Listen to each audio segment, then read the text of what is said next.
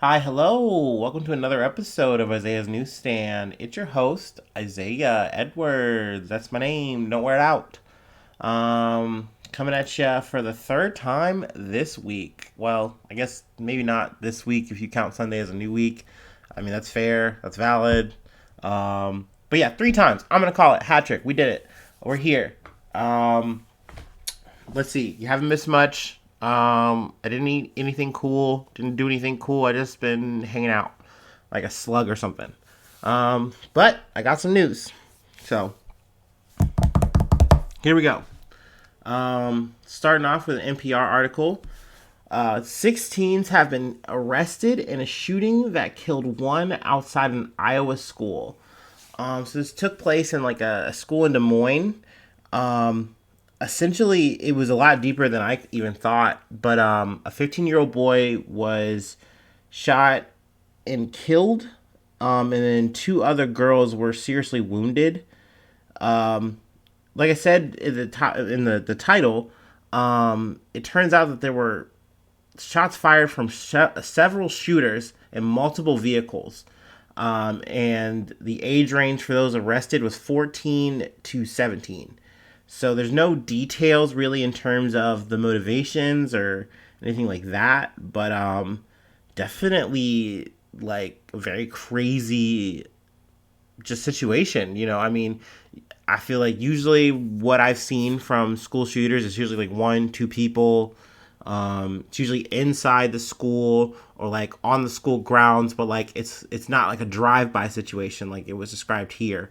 Um, but there are, let's see, there's a 16-year-old girl, and an 18-year-old, I believe, woman as well, who are in critical condition, still hospitalized. Um, so definitely my thoughts, my prayers go out to the families and victims affected. If there's any more details about the shooters or whatever sparked this, I definitely want to get there and cover that. Um, but yeah, it's definitely a shame that we still are seeing so many school shootings. I don't cover every one because it's definitely kind of a bummer. But this one definitely caught my attention. And then when I went to go learn more about it, I was surprised to hear so many people were involved. I think initially at the top of the week, I saw like, I think a couple people got arrested. So seeing that there were six, I was like, wow. Speaking of wow things, things that make me say wow at least, I got this from the AP News. Don't say gay bill passes in Florida, goes to governor. So Ron DeSantis, he's eating good again. But essentially, there was a Republican dominated legislature that passed on Tuesday. And it's kind of a little bit of a vague, opaque thing. But essentially, it forbids instruction on sexual orientation and gender identity in kindergarten through third grade. Um, and I mean, to me, I guess like the idea is like it's trying to protect kids from learning too soon about sexual orientations and things of that nature, and it's supposed to like prevent them from kind of getting over. I don't know. I don't even know what the word. Like, it's hard for me to even debate on this side of that conversation on what's the purpose, what's the reason behind this. Um, but I guess they're trying to protect the children so that they don't learn about these things too soon, quote unquote. And I guess that they're saying that this is the battleground where they want to fight over is around kindergarten to third grade. Um, but I mean, this bill is very vague in the way that it's like, essentially, it kind of sets it up so that if a kid comes home and says, "Hey, Riley was talking about being gay and he has gay parents and he was talking about all this stuff in school." And then the parents would go, "Well, what class did you hear about this at?" or whatever. I guess specifically, it's like one person in a kindergarten to third grade situation, but they can say, "Yeah, Miss blah blah blah or Mr. da da da, let it happen or was okay with it or said blah," and like literally just off of that alone, the parent now has permission to get involved, talk to, the teacher, I guess, I don't know, principal, I don't know. But really, they get to go all the way up to potentially suing the school, or maybe even suing the teacher specifically. So, I mean, to me, that's a messy thing. It's very much akin to the abortion ban style thing, where it's like, hey, we're giving the power to the people, but really that power is just the ability to sue, and get away with that. It's pretty much a frivolous lawsuit that now is made completely whole and, justified because of this kind of law. I think initially too that they had parts of the bill where it was like, if like a student came out in your class or something like that, that could be an issue. And then I think that was like part of the bill that initially kind of flared up a lot of people and got people involved in looking at it. And they said, oh, okay, well, we'll cut that part out. And, but the rest of the bill is fine. Like, we don't want to defend a battle of misinformation, I believe was using the quote. And I mean, like, I don't know, this whole thing just feels fucking bogus. DeSantis, I don't know if he signed it yet, but I'm sure he will. There has been public outcry, like I kind of stated a little bit earlier. And of course, this is classic capitalism. But initially, people were, beseeching Disney because, I mean, you have a whole theme park in their state. You make you're involved in a lot of money. There are LGBTQ people in your establishment. Like, say something, do something. That was kind of the pitch. And initially the statement was, oh, we don't want to get involved in this kind of thing, like kind of being Pontius Pilate to the beat. And they kind of just didn't want to say anything. But then, outcry, got arced up about that. People were mad about that. And the CEO did come up and say something and said that, like, hey, if you guys do go through with this, I guess they're going to do something. I don't know. But, I mean, DeSantis was not too fazed. He called it, like, a woke move, and that the CEO should have just stayed out of it, not butt his head in, which is classic DeSantis if you've seen any of his, I don't know what the word I'm looking for is. I guess this 10 a.m. road soda is killing me. But, I don't know. It's a lot of fanfare, kind of like Abbott. And I think even more so for DeSantis, he wants to like make moves like this, have his name on bills like this, because he's gearing up for, 2026? Like the presidential shit. I think, sadly, in terms of the Republican candidates, it's really looking like either Donald Trump, DeSantis, or like Mitt Romney. Like, that's kind of the best that we have for the Republicans right now, which is really dog shit in my opinion. It's a bad fucking situation where you're really making me yearn for Reagan's ghost. What the fuck? But that's the state of affairs that we're in. I mean, naturally, there's really not much that can be done, I feel like, to stop a bill that's gotten this far. Biden has come out and said that, like, this shit is hurtful, but, I mean, thank you again, Biden, for, like, stating the fucking obvious and, showing that you have no ability to change anything. But, I mean, granted, I don't think anyone really could in this situation, but, yeah, it's a fucking bummer. I don't like it. Speaking of some more shit I don't like on an international level now, I got this from Reuters. Israel's Knesset passes law barring Palestinian spouses. Now, obviously, we're dealing with some foreign territory that I don't know much about. But, after reading this article a couple times, I picked it up throughout the week. It's some fucked up shit. It's apartheid level shit. If you don't know, like, what apartheid is, it's kind of like that separate shit that happened in Africa. It's the same kind of segregation that we have here in America. Well, had here. Sorry, my bad. It's still kind of fresh in my opinion. But the segregation that we had in America, essentially, the law that they've kind of had like soft stuck, they officially kind of made whole and real, to a 45-15 majority vote. And the Knesset is like the Israeli legislation. They're kind of the end all be all for what's going to go on in Israel. But essentially, it now bars Palestinian-born people from like being anywhere in Israel. Like you have to be stuck now. I believe what in West Bank, Gaza. Oh no, yeah, they have to like now. Like let's say you had a family. Like let's say you got with someone who was born in Palestine. You moved. Over. Like you're in Tel Aviv, whatever. You're married. You're happy. Things are good. Now with this, you guys have to be separated, and they have to move. They have to leave. They can't be in this land anymore. They're not allowed to be here, and that's ridiculous. It's fucking ridiculous. And I always, oops, sorry, hit the mic. I always want to tread, carefully here.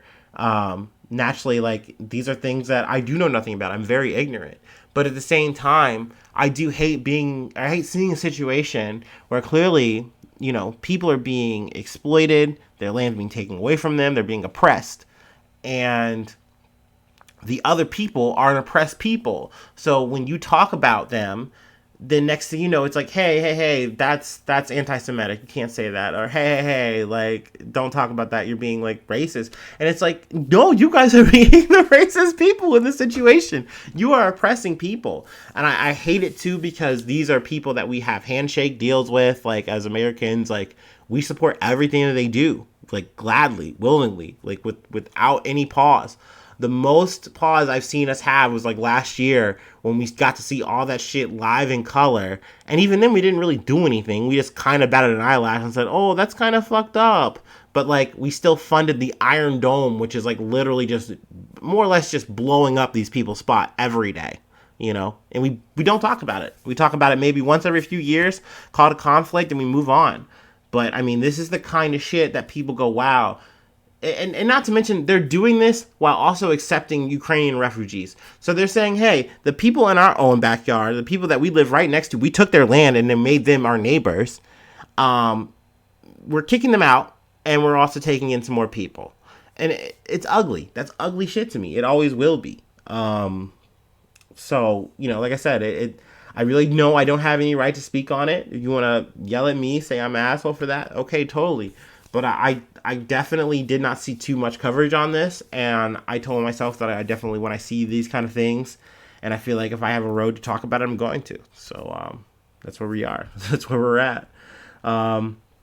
Let's see. I got a quote from the Interior Minister, Elliot Shakid.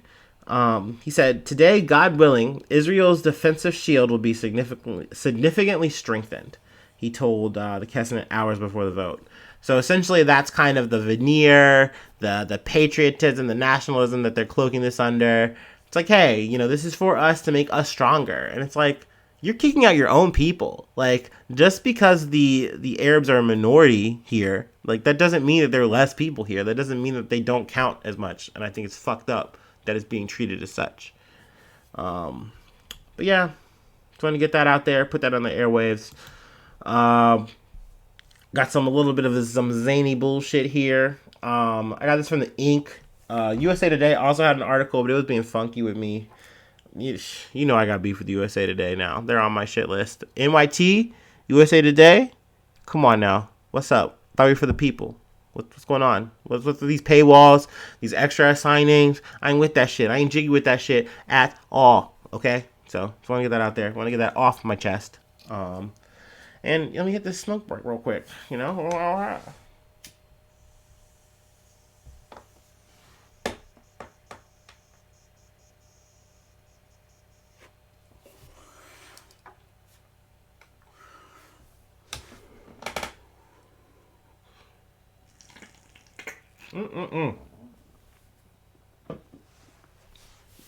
Ooh, excuse me, guys.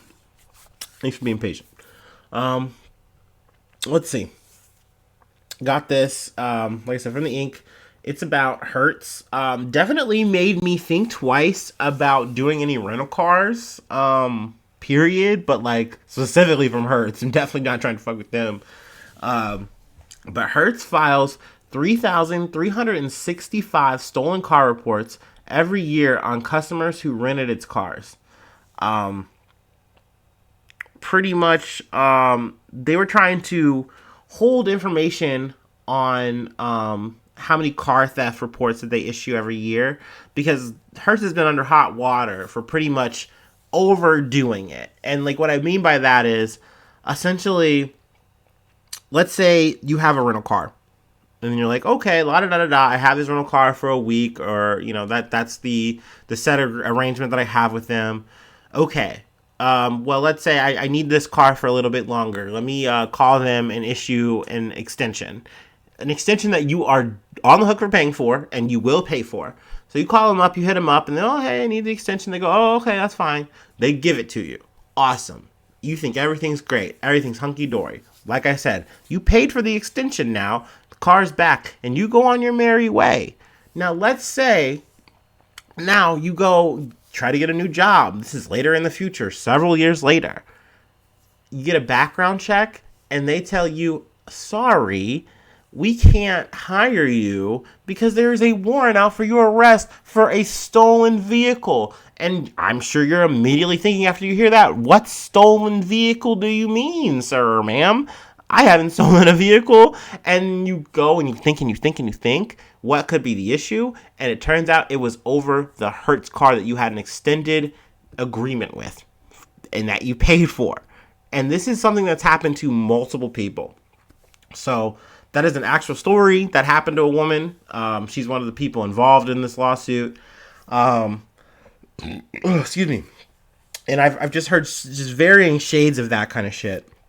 And more or less, Hertz is like, yeah, we do issue these, these things, but it's such a small number that it's not that big of a deal. Like, it's just us following our protocol. And we don't want to tell you guys how many we're putting up. They were trying to fight it because right now they're in a bankruptcy. Hertz was in a weird situation. They were down horrendous in 2020. But then in the situation that happened with, everyone being like, locked in, and then everything happened with the cars, they were pretty much able to sell a bunch of cars and then make a little bit of money. Now, granted, I think they're still in bankruptcy. They're still dealing with that. But it did kind of help them get a little bit more closer to solve it. Keep the wheels rolling a little bit longer, if you will, pun intended. But essentially, they've had this kind of just really bullish practice of just being like, no, we are making sure that none of our cars are going to get stolen. And so they make sure to issue these reports and, the police then have to do that. Like, there's so many situations where the police are pulling up on a person. They're like, what? Like, what are you talking about? The car's right here. I've paid for the extension. What are you saying? And they're like, yeah, but like, we have to do our job. They didn't, change anything on the report. They didn't, cancel the report. We have to arrest you. We have to do our job. So, I mean, that's fucking gross. But that's still onus on Hertz because they see these shits through. They don't at any point when the person says, hey, I literally have receipts. Hey, I'm literally going to be sent to court. What are we doing here? Like, this is ridiculous. And they see it all the way through. But then at the same time, the company motto is like, no, we care about our customers. Like, what? Like, it's wild to me. It's insane. So I'd heard a little bit about this story earlier in the year, because this has kind of been something that's trickled down because it's a big lawsuit. So I kind of thought I missed my window. But earlier this week, essentially, their police reports were kind of, quarter released. So they kind of put it back into the mix for stories. So wanted to cover that, talk about that. Like I said, the Ink covers it a lot better than I am. If you want to get more details there. Also, like I said, hey, if you're affected, I'd look into that. Like, if you've fucked with Hertz before, like I said, specifically if you've put in an extended amount of time, like so you had to extend that time, that's usually when that kind of report gets filed. So, yeah, I mean, definitely want to put that in the airwaves. And our last story for the day, we're back at McDonald's again. Like most people, I do wind up coming back to McDonald's. But this time it's over ice cream in lawsuits. Got this from the Insider. McDonald's is being sued for $900 million by a startup that says it tried to fix the chain's broken ice cream machines. So initially, when I heard about this article, I actually had heard from like IGN or whatever. They had like a little factoid thing they put up on Instagram. So I had initially thought that they were being sued because like they're always broken or whatever, which apparently the FTC has they've been on that. Actually, they've been talking about that. I think they've been under investigation about that since like last year in September. But this is over something different. The company called Kytch, it's Kytch. That screams startup, tech startup. But essentially, they were they had technology that like controlled the ice cream machines. But according to McDonald's, they said, "Oh, these aren't like safe enough for us. Like we don't feel comfortable having these and having our employees use them." So they didn't fully okay them, but apparently they were being used like kind of had what I mentioned in the other episode about how the structure of McDonald's, especially here, a lot of franchise independent owner operators. So like potentially if Kytch hits them up and says, "Hey, we have some tech. Would you like to use it?" And it'll make your whole process of doing ice cream machines easier. And I don't know if you guys have seen this, but like there's definitely a lot of technology going on in fast food, specifically in McDonald's. Like they have automated machines like for their soda thing. So like let's say if you've ever seen it, the order will be up, it'll queue, and then as they're fixing the rest of your order now, they have a drive-through window dispenser, and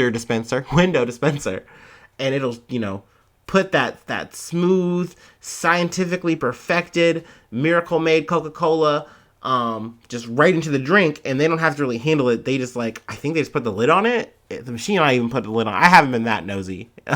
But so they have technology like this, but that stuff's that's approved. This Kytch software technology for the ice cream thing wasn't. So they said, no, don't do that, stop that. And this email, I guess, became public, pretty much saying that we're not using this technology. It's not safe. We don't want it. And Kytch is saying that damaged us. Like, we can't come back from that kind of situation. So they're suing them for $900 million. I kind of wonder if they're going to get that. Most likely, a company as big as McDonald's probably just goes to settle here and cuts their losses, whether they're in the right or not. Excuse me. But I believe also the company that is who helps with ice cream, or who is contracted to do the ice cream, also caught a stray here. I think they're it's Taylor something or something like that. Taylor Company, which is the chain's main provider of ice cream machines. So they caught a stray saying hey, no, it's on them. Their machines are bad or whatever. So that was kind of what it was about. Obviously, this is just a little treat article for me, and I wanted to give that to you guys. But yeah, I mean, I'll tell you what, I really did want this to be about the ice cream machines being broken, because that shit is tilting. I'm sure it's tilting to you guys. Hey, it's already limited. I either want the little sundae or I want the little ice cream cone. That's all I want. I'm not a crazy man. I'm not wild. Do I miss the swirl? Yes, I do. But I can let it go. I understand. And so you tell me, and it's 8, 9 o'clock, the ice cream machine broke? Come on now. Be real with me. Just say you don't want to do it. I understand. It's okay. I won't be mad. But I do know some people would be. But hey, it is what it is. Thanks so much, guys, for sticking with me today and this weekend. It's been fun. Even though I really didn't do much, it's nice to, be in your ear holes somewhere at some point, sometime. So thank you. If you'd like to contribute to the effort, patreon.com/Isaiah News. That's the best way to do it. Become a newsie. I'll give you a shout out about it. And you also get access to the Discord. Palling around. We can talk about whatever you want. Free ways to hit me up, though. gmail.com/Isaiah News 1. That's the best way. Free way. You feel me? That's right. I said it again. It was cute. It was cheeky. I did it. What else I got? I got Isaiah _news. That's the Twitter. Isaiah News 1 is the Facebook, and Isaiah News is the Instagram. Essentially, that's all I got for you. Hopefully, your week is shining and bright and amazing. And hopefully, I see you soon for some more good news. Love ya. Bye-bye. Mwah.